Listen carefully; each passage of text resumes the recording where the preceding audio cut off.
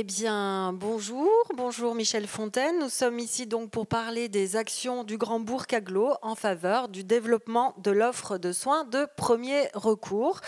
Donc sur scène, Michel Fontaine, vous êtes vice-président délégué au développement économique et à l'innovation et vous êtes accompagné d'Anne-Lise Morel, bonjour Anne-Lise, responsable du développement de l'offre de soins donc sur le territoire. Bonjour à vous deux, merci d'être ici.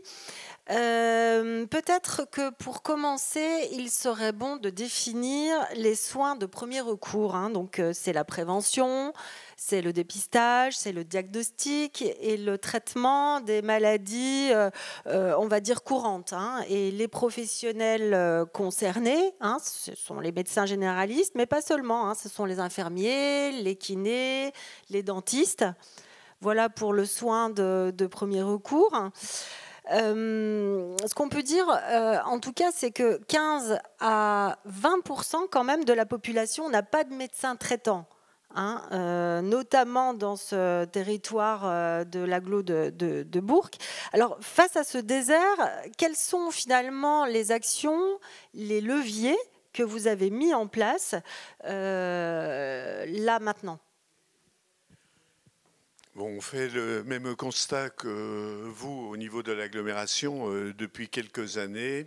Je crois que la première réunion sur la démographie médicale à l'agglo a eu lieu en 2013, où on savait que dans les années 2020, on aurait un pic énorme au niveau de notre agglomération, avec un manque de médecins et des départs de médecins à la retraite qui allaient nous poser des problèmes énormes de non-remplacement. Donc il y a deux plans successifs qui avaient été mis en place, qu'on va vous présenter rapidement, 2018, 2021, 2022, et puis maintenant 2022-2026, où on est rentré dans des actions plus volontaristes. Mais on a prévu un premier slide, disons, pour bien montrer quels étaient les objectifs de l'agglomération.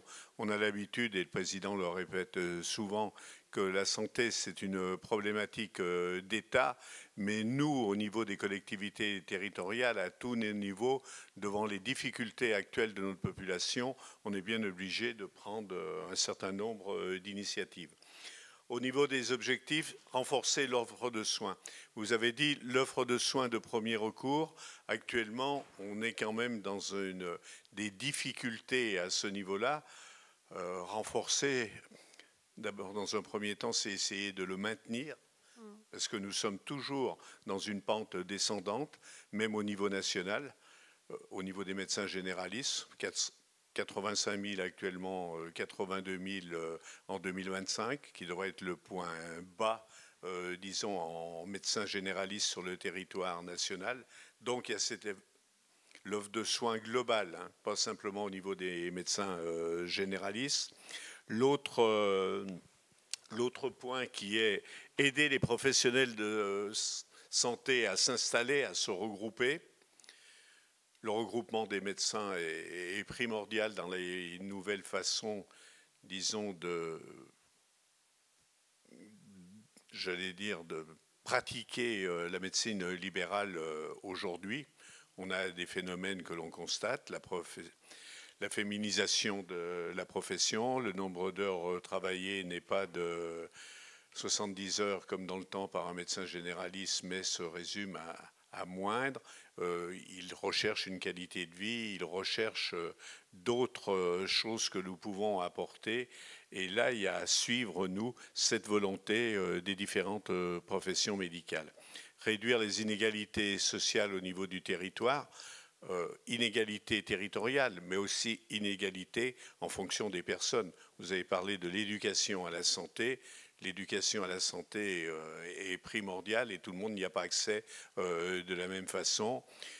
Et puis, il y a quand même un certain nombre de personnes qui n'ont pas de soins parce que les moyens financiers ne suivent pas pour pallier à ces difficultés de ces personnes, les problèmes de mutuelles ou autres. Donc, il y a toute cette volonté quand même de l'agglomération et ce volet éducation de nos concitoyens. on peut l'avoir hein, par le biais de l'e-santé ou autre, mais qui a accès à ce type? Donc il y a tout un travail social qui est à faire et qui est un objectif de l'agglomération. On a repris ensuite 4 points nouveaux de ce nouveau plan 22-26. Dans les nouveautés, on a commencé par, il y avait une volonté là aussi du président de créer un centre de santé intercommunal permettant le salariat de médecins généralistes. Je commence tout de suite, on sait la difficulté, nous en sommes aux prémices, disons, de ce centre de santé intercommunal qui reposerait sur, mettons, 1,5, 2 médecins généralistes et d'autres professionnels éventuellement de santé et d'administratifs autour de ce centre de santé intercommunal. Donc là, on serait plus autour de 2026 que 2022. Hein, ben là, nous en sommes à la préfiguration. ouais, Peut-être pas quand même 2026, mais on n'est pas dans le court terme. On est sur du 2024, peut-être fin 2024. S'il fallait donner des dates, on est accompagné par un cabinet qui a l'habitude d'implanter ce centre de santé intercommunal en France, cabinet Adventis, avec docteur à la tête de ce cabinet, et qui nous permet, disons, d'avoir des expériences dans certains territoires de notre...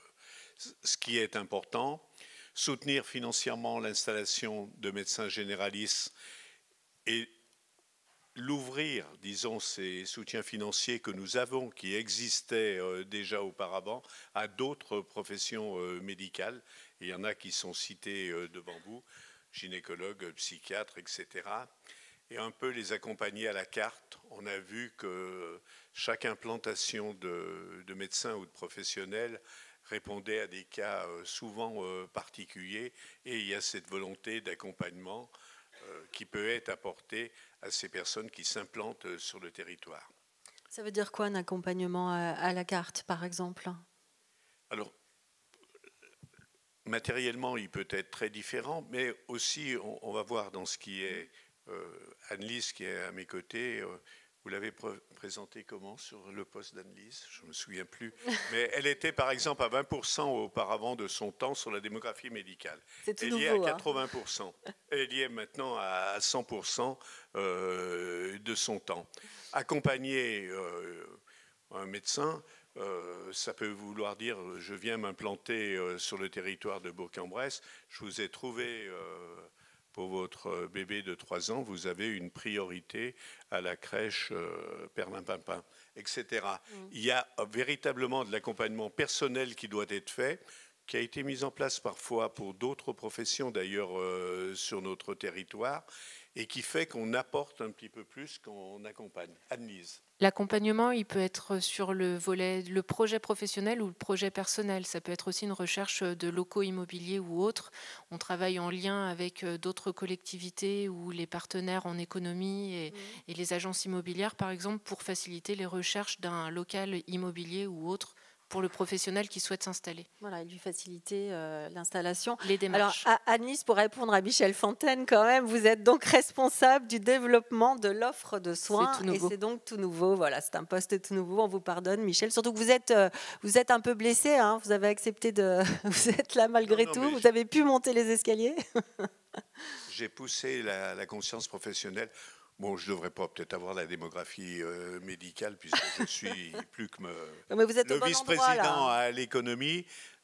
J'ai testé pour voir comment fonctionnait un service des urgences et les soins infirmiers pour l'autre jambe. J'ai eu l'occasion d'ailleurs de m'entretenir sur tout ce qui était infirmier azalé, infirmier en pratique avancée, etc., qu'on aura sans doute à causer plus tard. Et puis vous êtes au bon endroit puisqu'on est aux Journées de la Santé. Donc vous êtes entouré de médecins, entre autres. Hein, donc s'il y a le moindre souci, vous nous faites signe. On sait qui appeler. Je suis au bon endroit. Allez, je vous laisse continuer. Je vous assure que ce souci de la démographie médicale, le département s'en est emparé, les autorités s'en sont emparées. Le numerus clausus, quand il a été aboli, on peut dire qu'au niveau de l'État, et depuis longtemps, la problématique était là. Ce n'est pas quelque chose de nouveau, c'est quelque chose où il faut un véritable volontarisme. Et nous, les collectivités, on n'a pas eu disons, on n'a jamais eu des budgets très importants à attribuer à la démographie médicale. Ce n'était pas votre domaine de compétence. Encore maintenant, il faut, je vous assure, convaincre les élus, malgré que le manque de médecins généralistes et traitants, disons, pour les personnes, font qu'on a quand même des sollicitations et les courriers arrivent fréquemment à l'agglomération comme ils doivent arriver au département ou à bien d'autres endroits. Développer l'émergence de nouvelles pratiques sur l'agglomération qui nous concerne, mais vous aurez l'occasion d'en parler plus peut-être avec la conférence avec le département qui avait installé sur notre territoire, au niveau départemental, c'est plus important, 2 télécabines, une télémédecine, cabine de télémédecine on était sur Saint-Julien, sur Essouze en milieu rural, et disons les Vennes en milieu urbain. Oui, parce qu'il y en a 6 dans le département de l'Ain, mais 2 sur votre territoire. Donc, et 2 sur notre un en milieu urbain, donc aux Vennes à Bourg-en-Bresse, et un à Saint-Julien sur Essouze. Bon, on a fait un premier bilan. Il y a sans doute à mieux communiquer, à mieux faire connaître, à habituer là aussi, peut-être à éduquer les personnes, mais à mieux faire connaître de ce qu'on dispose. On sait faire des choses, on ne sait pas toujours très bien communiquer au niveau de l'agglomération. Et là, on a ce travail, mais Anne-Lise s'y attelle. Alors pour info, il y a une cabine de téléconsultation que l'on peut tester, essayer, apprivoiser dans le hall d'Interexpo. Très bien. Anne-Lise ?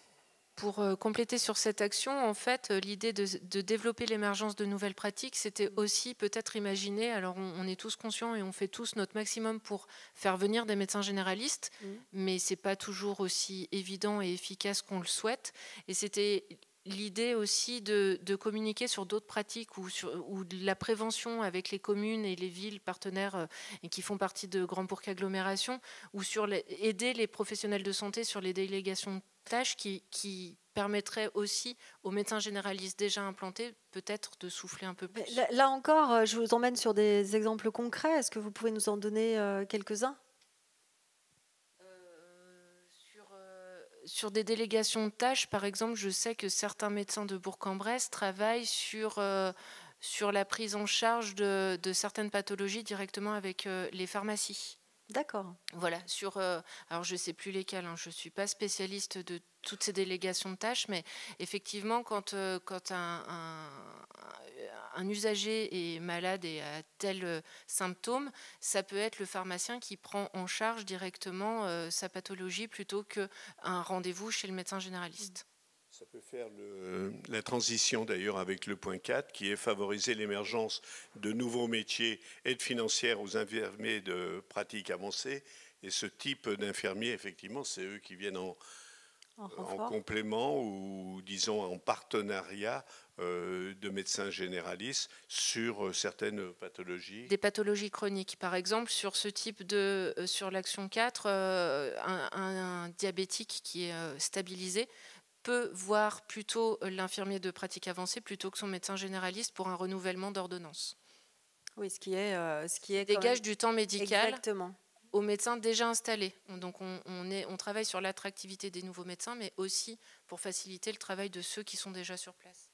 En tout cas, ça reste quand même de leur propre initiative, mais si on peut les soutenir d'une manière ou d'une autre, effectivement, c'est des démarches qu'on entreprend. Mais rien n'est simple dans toutes les pratiques d'ailleurs qu'on vient de voir, que ce soit centre de santé intercommunal, salariés des médecins, ça n'a rien de simple. On l'a vu, nous, quand on a développé le centre mutualiste dentaire et de médecine généraliste, comme quoi la mutuelle Auxence ont eu beaucoup de mal à salarier et ont toujours beaucoup de mal à salarier les médecins. Favoriser l'aide financière aux infirmiers de pratique avancée. Donc ce matin, j'étais avec mon infirmier. Je lui ai dit, ça vous intéresse ? Oui, ça m'intéresse énormément, l'aide financière que vous pouvez apporter. Mais moi, il faut savoir que pendant les 2 ans que je me forme, je ne viens pas vous, disons, soigner directement. Penser votre plaie. Et en plus, c'est un coût, disons, pour le cabinet d'infirmier. Donc là aussi, il y a des choses financières à mettre ensemble en place, mais qui ne dépendent pas des collectivités, qui demandent, disons, à l'État, à l'ARS, certains investissements aux côtés de ces gens-là qui acceptent, et on en a bien besoin actuellement, de ce type de nouveaux métiers qui pointent et qui sont véritablement une nécessité. Donc on avait fait ces 4 disons, points qu'on a essayé de mettre en évidence, et puis on a rappelé les actions, mais qu'on reviendra peut-être, disons, qui se sont affirmées comme des actions déjà anciennes. Vous avez en animé le plan d'action d'un ETP dédié, c'est le poste d'Annelise, je n'y reviens pas. Anticiper le départ de médecins à la retraite, on a vu à quel point c'est difficile, hein. Le cas de Bourg où on connaît mieux les choses. Si on y va individuellement, vous pouvez bien anticiper comment vous faites pour anticiper le départ de Pascal Pénétra, malgré tous les médecins qu'il a formés, de Crépet ou de Romanteau. Rien n'est simple de ce côté-là. Donc on peut aider. Il y a des aides qui sont, disons, apportées. Si des médecins anciens partaient et n'étaient pas numérisés, on pouvait travailler et aider à la numérisation de la patientèle, etc. Mais là aussi, chose relativement compliquée. Renforcer l'implantation et le développement de structures pluriprofessionnelles. Je l'ai dit tout à l'heure, les médecins ne veulent plus travailler forcément de la même façon en individuel seul. Et là, nous, on a à être ressources en matière, disons, de structures pluriprofessionnelles l'aide. Contribuer à améliorer et développer les stages étudiants de santé. On y reviendra tout à l'heure, mais vous y reviendrez plus précisément peut-être avec le département pour ce qui est de l'accueil des internes sur notre c'est la prochaine territoire. Table ronde, effectivement. Là-dessus, on est totalement partie prenante sur cet accueil des internes. On était parti de la Constitution. On a un certain nombre d'internes à l'hôpital, au CPA, etc. On a aussi, chez des médecins généralistes, des personnes qui viennent. Les internes de l'hôpital connaissent très peu de choses de notre territoire. Et on a bien vu que quand on les a réunis, sur les 70 internes qu'on avait invités, on les a invités à plusieurs reprises simplement à venir prendre un verre à la buvette pour mieux connaître notre territoire et leur présenter ce qu'était l'agglomération.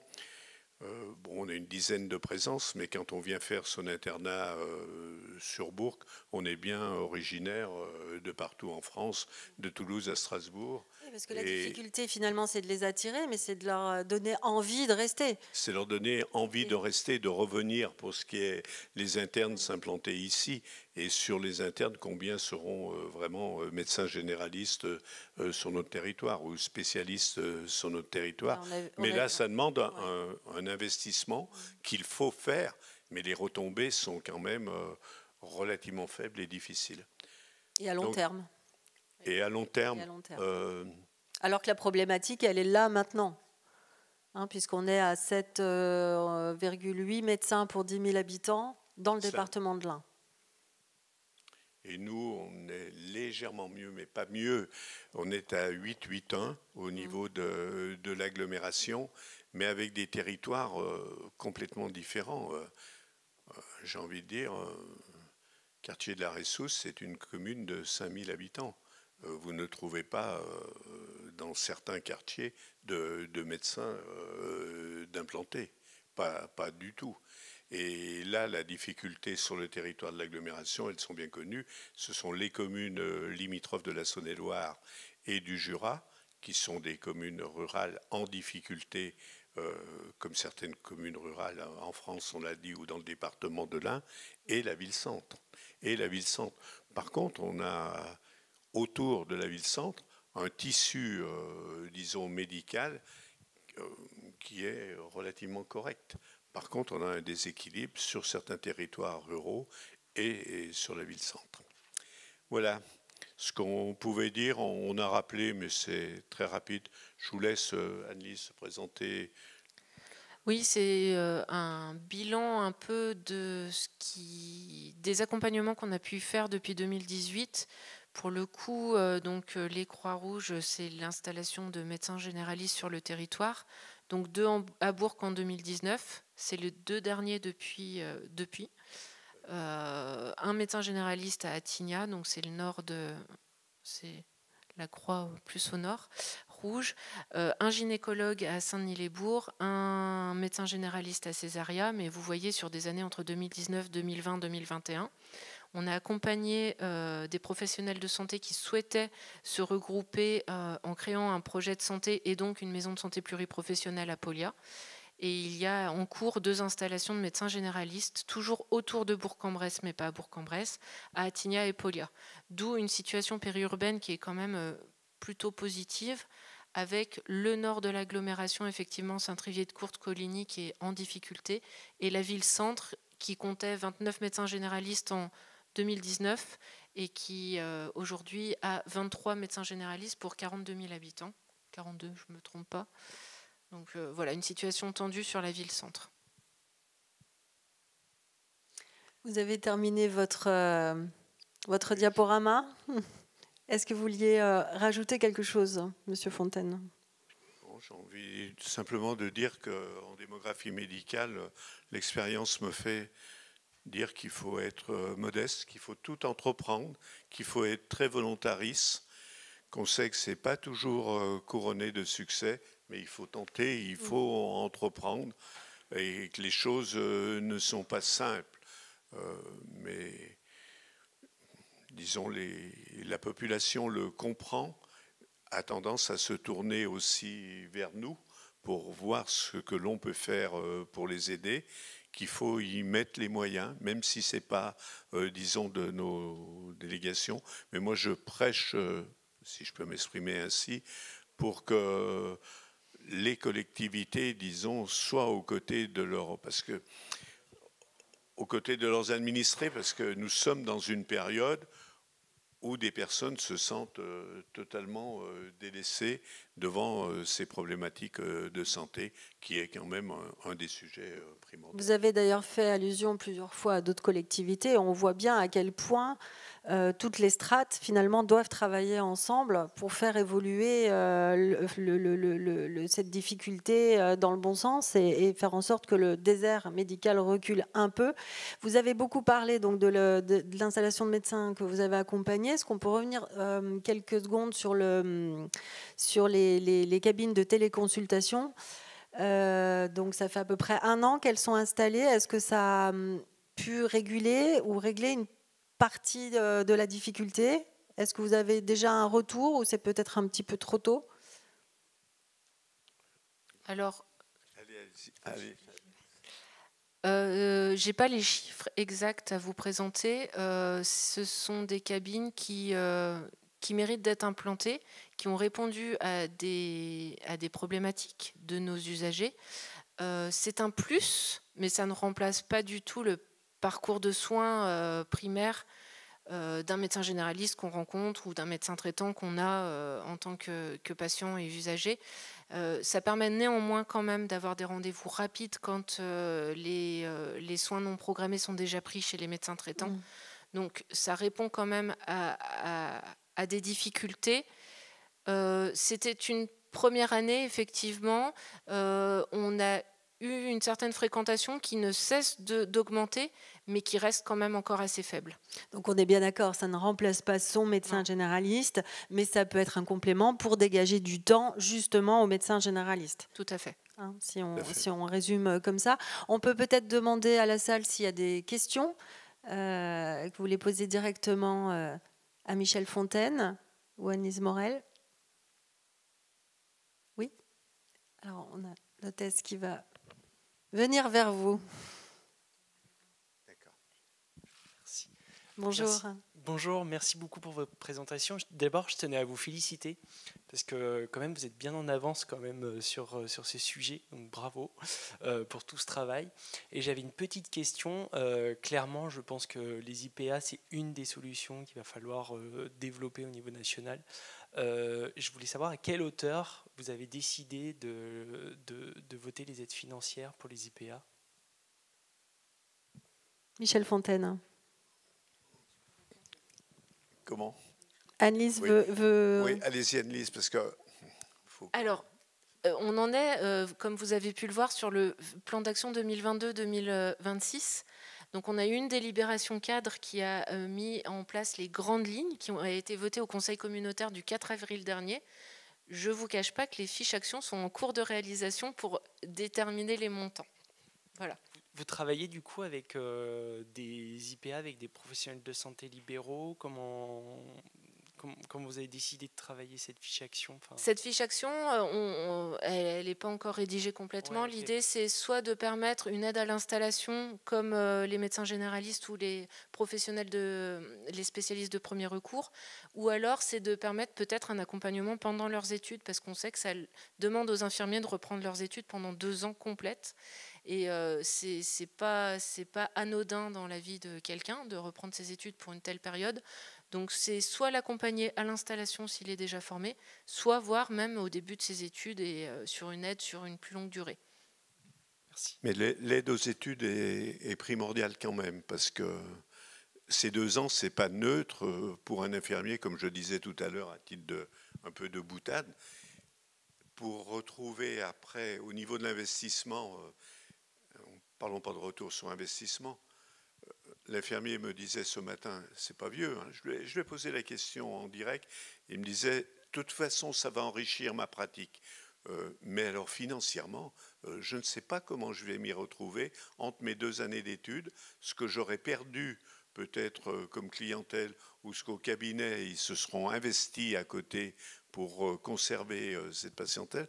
Donc, il y a une aide nécessaire. Je ne sais pas s'il y a des aides de l'ARS, je pense aussi à la formation, parce qu'en matière d'aide, on a fait attention de ne pas non plus multiplier les aides qui existent, c'est-à-dire d'aider là où l'État, l'ARS n'aide pas, là où le département n'aiderait pas, etc. Il y a un travail de complémentarité qui est fait par rapport aux toutes les aides. Ce qu'on peut remarquer, c'est que le financier ne suffit plus. C'est pas, et malheureusement, il ne faut pas se mettre en concurrence sur le financier. L'accompagnement individuel ou des choses comme cela sont relativement importantes, si je peux me permettre de dire ça. Mais le financier intéresse quand même tout le monde. Merci à vous, Monsieur Fontaine. Est-ce que vous avez une autre question? C'était pas une question, c'était par rapport à ces frais, enfin ces aides sur les formations des IPA. Alors, Caroline Rohrurt, chargée de mission démographie au département. On travaille beaucoup avec l'Aglo, avec Anne-Lise, évidemment. Ça fait partie aussi des pistes sur les IPA. Au niveau des aides qui existent, effectivement, les ARS aident aux études, mais pour avoir fait le tour, ça peut être 10 000 € par an pour l'ARS Auvergne-Rhône-Alpes, alors que c'est 40 000 pour d'autres ARS, et je pense au nord de la France plutôt. Et avec 40 000 € par an, je pense qu'un infirmier qui doit avoir déjà son diplôme d'infirmier, plus 3 ans de pratique, pourra y aller. Avec 10 000 € par an, je pense que ça va être compliqué d'avoir de quoi vivre alors qu'il est en études. Et c'est un vrai frein, on le sait. Alors sans doute aller voir les ARS qui pourront peut-être nous expliquer pourquoi ce delta d'une région à l'autre. Et en même temps, effectivement, même si le levier financier est moins efficaces sur les médecins généralistes, on le voit, et ils ont pléthore de propositions, autant sur les IPA ou des assistants médicaux, on voit qu'effectivement ça peut aider à convaincre. Merci beaucoup pour cette judicieuse remarque. Merci à vous. Eh bien, nous allons laisser place à la prochaine table ronde qui est justement sur la démographie médicale. Merci à vous.